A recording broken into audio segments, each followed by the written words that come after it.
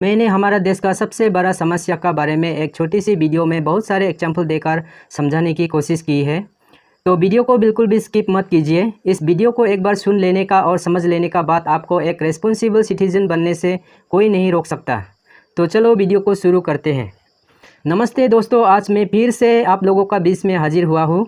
छोटे बड़े जितना भी इस वीडियो को देख रहे हैं, आप सबको मेरा दिल की गहराई से प्यार भरा नमस्ते।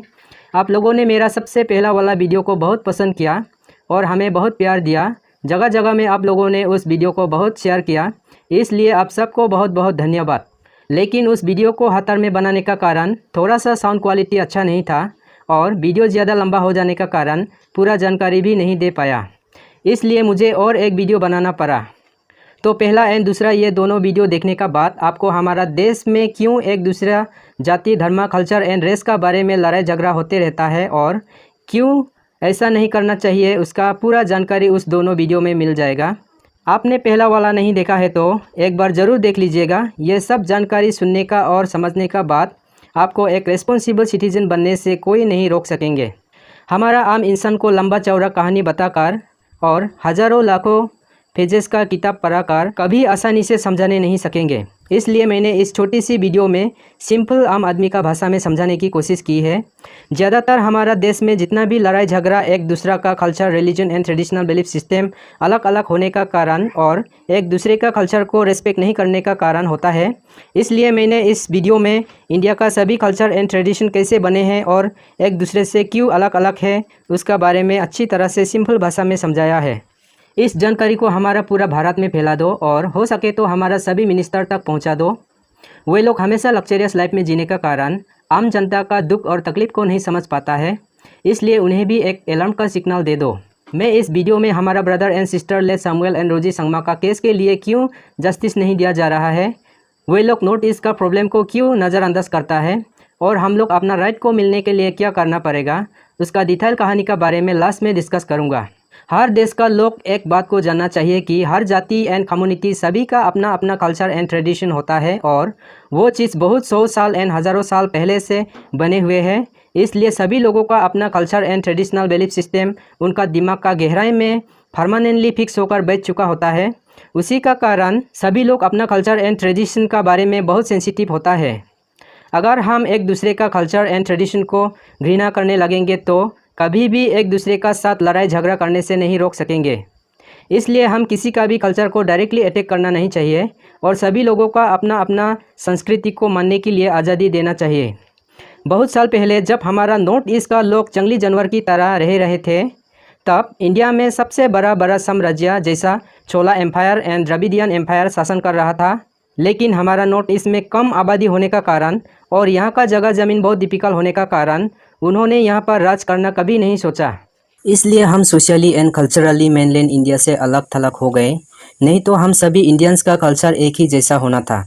लेकिन 1300 साल एडी का बाद यूरोप का इंग्लिश मिशनरीज लोग आकर नॉर्थ ईस्ट इंडिया का लोगों को पढ़ाया लिखाया और अच्छा ज्ञान देकर हमारा लोगों में एक मोरल वैल्यू डेवलप कर दिया। इसलिए पूरा इंडिया में नॉर्थ ईस्ट का लोगों को सबसे अच्छा, ईमानदार, सिंपल एंड सीधा साधा माना जाता है। तो नॉर्थ ईस्ट इंडिया में सबसे पहले यूरोपियन मिशनरीज का इन्फ्लुएंस का वजह से हम मेनलैंड इंडिया का कल्चर से बिल्कुल अलग हो गए।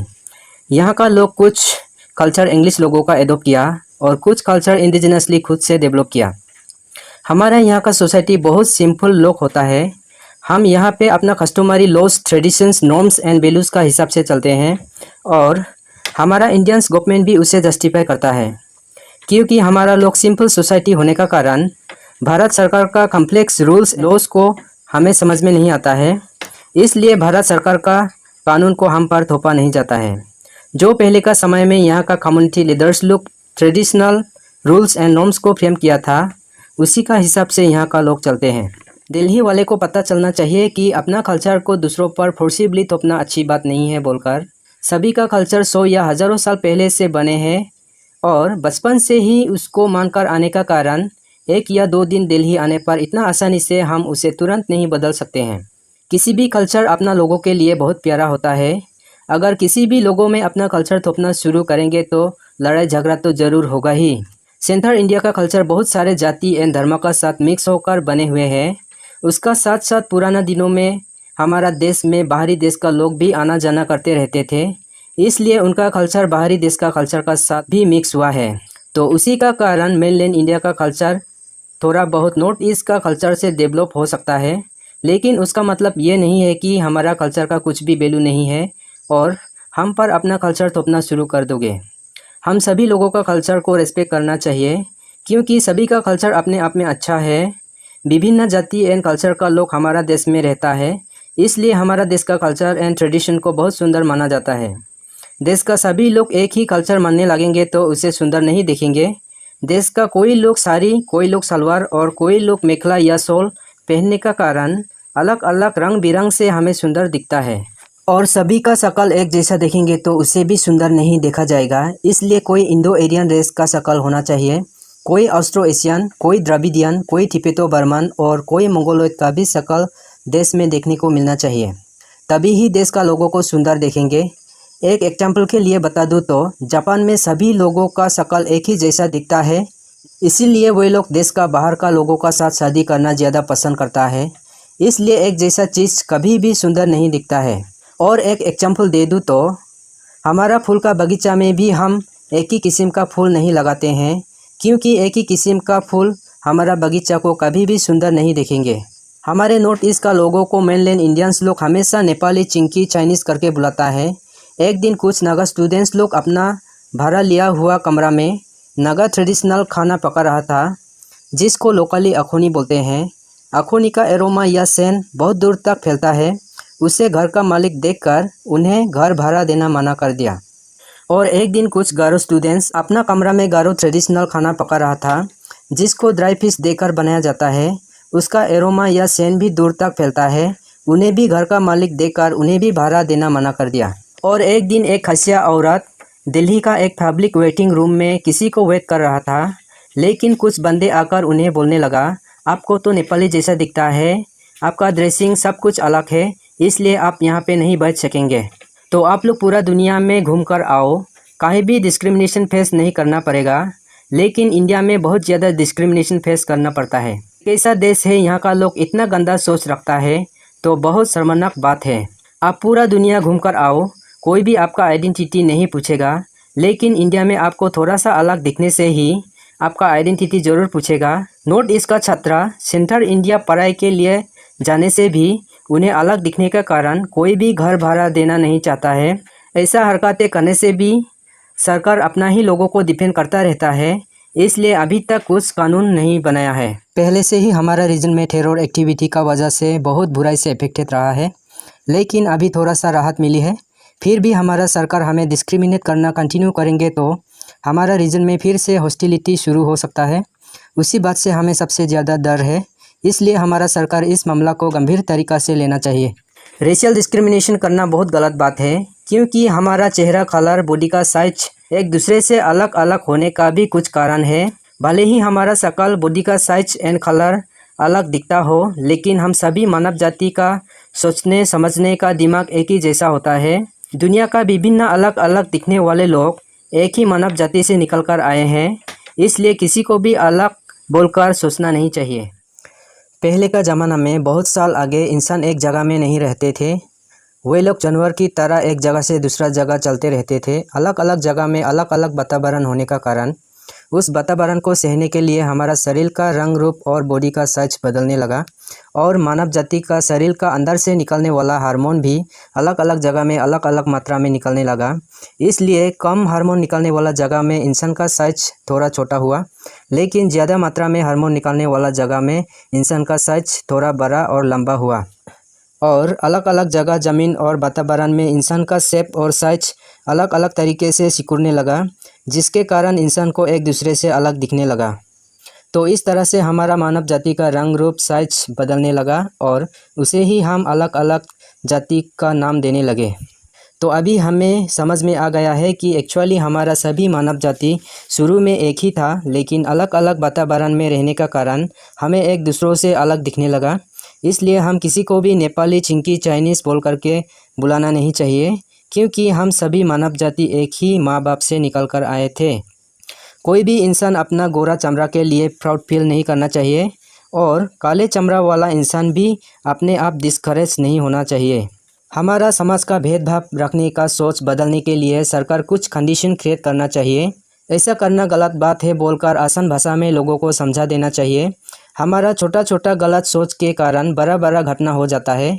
हमें एक बात याद होना चाहिए कि दुनिया का जितना भी बड़ा प्रॉब्लम क्यों ना हो, उसे समझा बुझा कर ही आसानी से सुलझा सकता है। ये कैसा देश है, दिल्ली जैसा नेशनल कैपिटल में एक दूसरा का कल्चर का बारे में इतना ज़्यादा प्रॉब्लम होता है। दिल्ली एक ज्ञान का भंडार है जहाँ पे देश का इतना बड़ा बड़ा ऑफिसर्स, सेक्रेटरीज, कैबिनेट सेक्रेटरीज लोग बैठे हुए हैं। मैं उन्हें रिक्वेस्ट करता हूँ कि कोई भी एक घटना होने का साथ साथ रिएक्शन कीजिए और आम जनता को उनका सिंपल भाषा में समझाइए।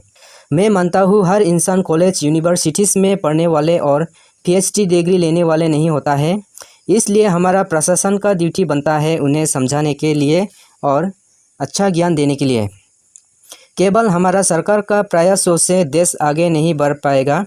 इस देश को देश का जनता खुद डेवलप करेंगे। आप लोग सिर्फ उन्हें ज्ञान देने पर ज़्यादा ध्यान दीजिए। अगर इस तरह से नॉर्थ ईस्ट वालों को डरा धमका कर मेनलैंड इंडिया में आना जाना बंद कर देंगे तो हमारा इकोनॉमी में बहुत असर पड़ने वाला है।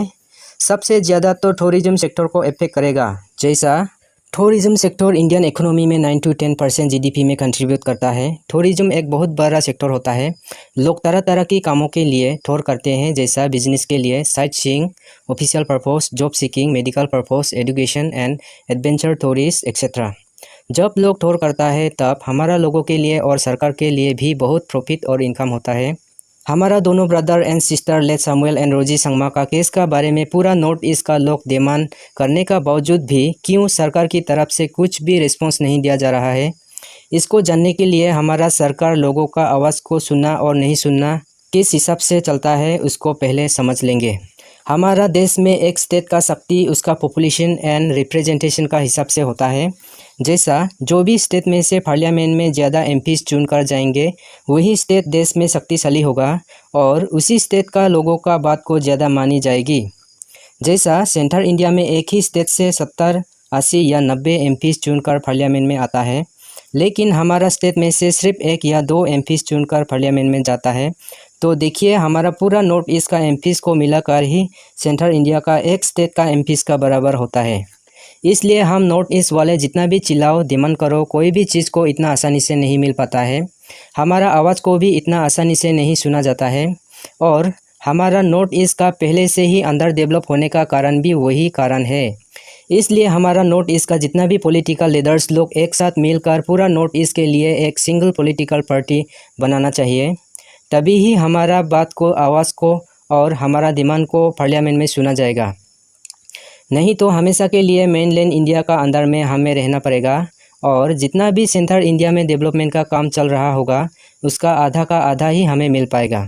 इसलिए हमारा नॉर्थ ईस्ट का शक्ति को बढ़ाने का एक ही तरीका है, सबको यूनिटी होना पड़ेगा।